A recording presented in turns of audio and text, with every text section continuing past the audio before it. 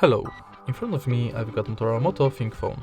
In this video I'll show you how to find File Manager. In the beginning, let's go to App Drawer and search for File Manager. As you can see, we've got Files app, simply enter it. And thanks to File Manager, you can use Nearby Share to send and receive files.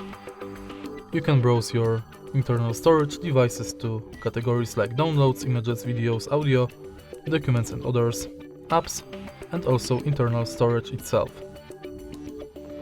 You can also go to Menu, where you've got access to trash, settings and help and feedback, and in the end you can clean your junk files.